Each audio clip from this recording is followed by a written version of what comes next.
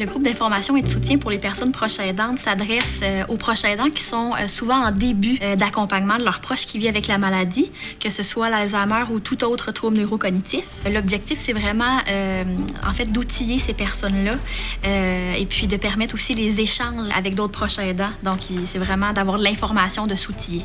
Les rencontres, en fait, il y en a 7, donc sur 7 semaines consécutives. Ce sont des rencontres de 2h30 avec une pause. Et puis, c'est un groupe fermé. Donc, c'est la différence avec notre autre formule de groupe. Ce groupe-là, c'est les 8 mêmes participants qui se suivent là, pendant les 7 semaines. Et ça permet vraiment de tisser des liens, d'avoir une dynamique de groupe qui s'installe. Les groupes peuvent avoir lieu de jour comme de soir. On offre les deux. Et puis, ça peut avoir lieu à nos bureaux, que ce soit sur l'avenue Belvédère ou à la maison Yolande-Lagacé à Charlesbourg. Les thématiques abordées sont diversifiées à travers les différentes rencontres du groupe.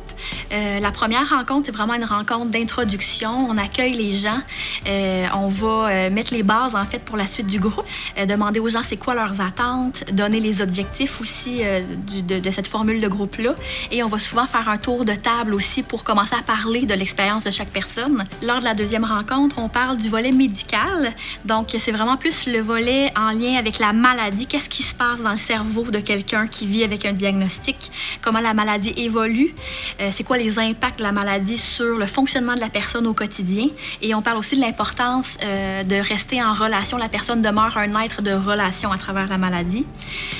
Ensuite, on aborde la question de la communication, les stratégies de communication, parce que ça va changer au fil du temps. Et puis, on va parler aussi des situations déroutantes, donc les comportements qui peuvent être déroutants pour les proches, comment réagir à ces comportements-là. On aborde ensuite tout ce qui est mandat de protection, procuration, c'est quoi tout ça. Par la suite, on parle des ressources d'aide, donc tout ce qui est aidant pour adapter le quotidien, que ce soit pour la personne qui vit avec un diagnostic ou son proche. Ensuite, on aborde la question de l'hébergement. L'hébergement qui est un sujet sensible, hein, donc qui arrive souvent plus tard dans la maladie.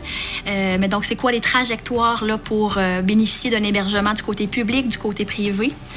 Et finalement, la dernière rencontre, ça porte vraiment sur comment prendre soin de soi pour continuer d'accompagner le plus longtemps possible son proche, comment prendre des engagements envers soi-même. Les participants, leurs témoignages, ce qu'on reçoit, c'est vraiment souvent très positif. Et je pense qu'on ne mesure pas l'importance que ça prend de sortir de l'isolement puis de se dire hey, vraiment, là, je suis pas toute seule, on se soutient. Puis il y a des gens pour qui, en fait, je pense que ça fait vraiment une différence là, de se sentir soutenu comme ça.